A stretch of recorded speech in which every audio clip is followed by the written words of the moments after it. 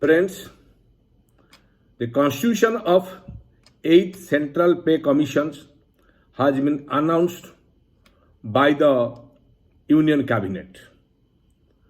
The recommendation of such proposed Central Pay Commissions is set to be implemented from January 2026. Till date, a notification has not been issued by the central government relating to appointment of chairman and members, secretary cum members for this proposed 8 Central Pay Commissions. Apart from that, it is also required to be notified by the union government about the jurisdiction, function, term of reference, etc., relating to such proposed 8 Central Pay Commissions. After issue of such notifications, after the joining of the secretary, member, chairman, etc., the pay commission will notify about their jurisdictions, and they will invite applications, memorandum from different organizations to be considered by them. After that only, all the concerned organizations, associations, etc., will submit their memorandum and request for oral evidence before the 8 CPC. So, naturally, our Pensioner Association, the All India Pensioner Association of Central Board of Indirect Tax and Customs, had played a very vital role before the 7th Central Pay Commissions. Their memorandum was fully appreciated by the 7th Pay Commissions, and most of their recommendations were implemented by the government India on the basis of the recommendation of the 7 Central Pay Commissions. So naturally now, the Pensioner Association, All India Association of All India Pensioner Association of CBC is to submit a comprehensive memorandum to the Pay Commission, emphasizing key demands that impact the welfare and livelihood of the members of this association. I request all the pensioners to give their feedback for preparation of a comprehensive memorandum for these associations. Some points I would like to state here which should be considered for inclusion in the memorandum. So my request to members that please go through these points, study it properly, and give feedback not only relating to these points, also other points which are justifiable for submission before the 8 Central Pay Commissions for consideration. What point I would like to state? First point is relating to fitment factor.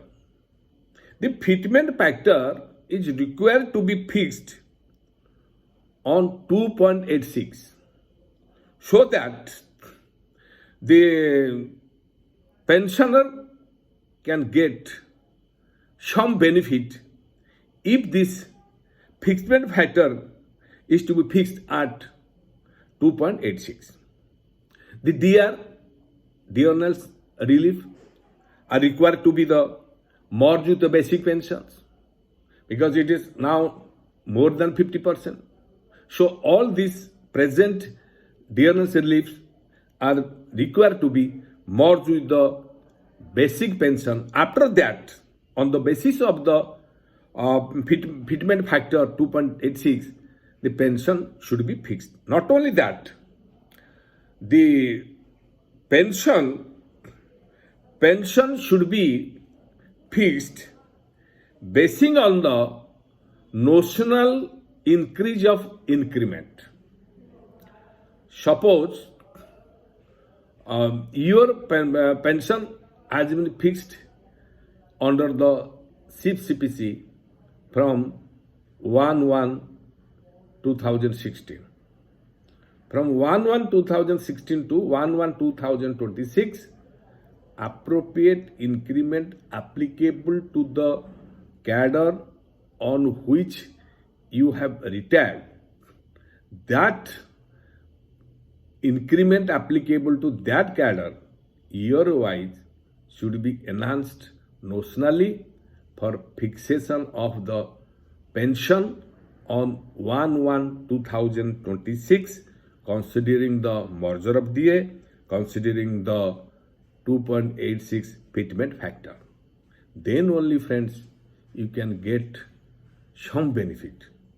So my request to all of you to examine this critically, give some full justifications how the fitment factor should be fixed on 2.86 and how the DR should be merged and how the notional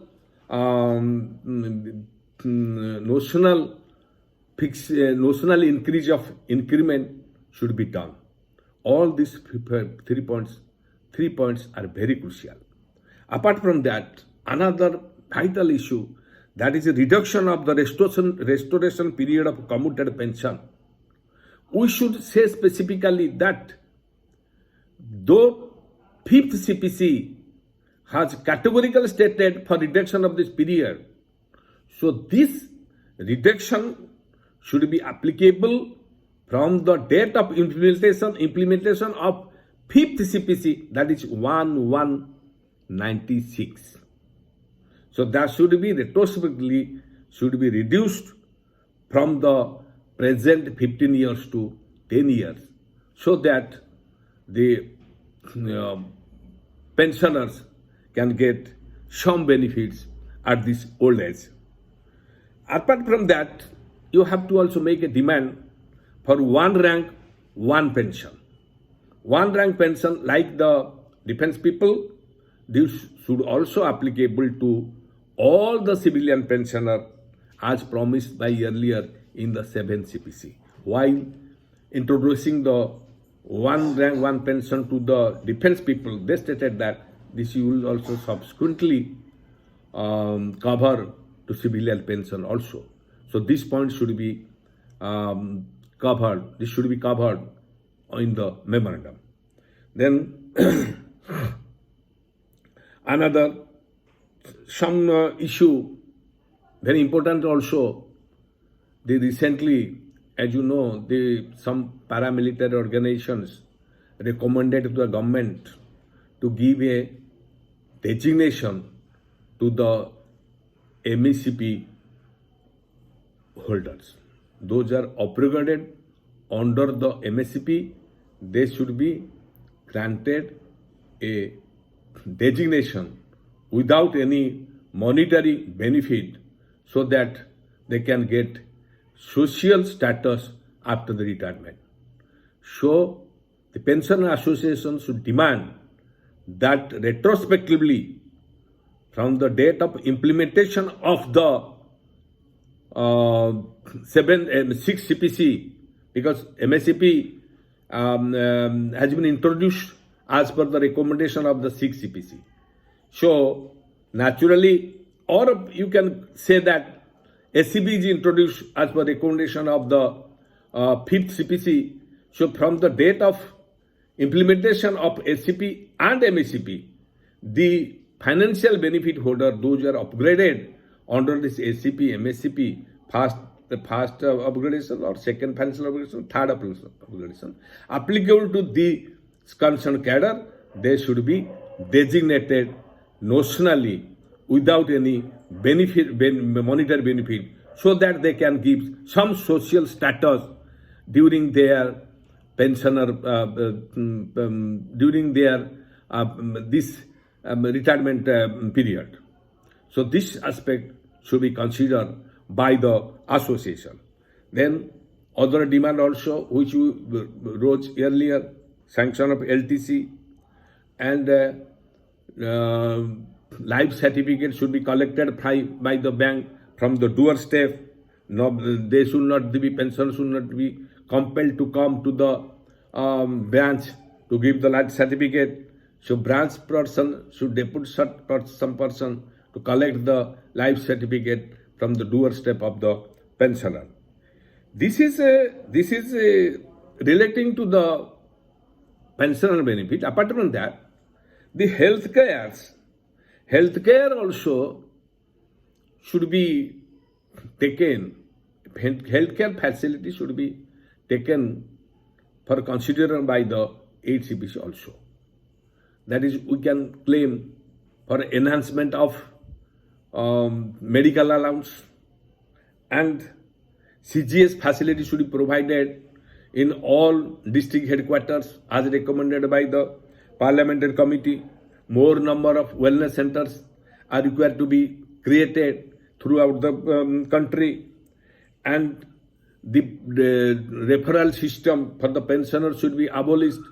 All the pensioners should go directly to the implant hospital for treatment without any referral from the wellness center, and these pensioners should be provided cashless treatment facility. The medicine should be provided at their doorstep. Quality medicine should be provided. The medicine which has been recommended by the specialist cannot be changed. The brand name also cannot be changed by the doctors of wellness center. Quality medicine should be provided, and more benefits under CGSS should be considered. What are the points? What can be applicable to give more benefit to the CGS beneficiary? That should be considered by the all our members who are day-to-day facing practical difficulties on for treatment under CGSS. So these points are required to be considered for inclusion in the memorandum. So my request to all the members to give feedback how to prepare a comprehensive memorandum for submission before the 8th Central Pay Commission, emphasizing the key demands that impact in our welfare and livelihood. Thank you. Jai Hind.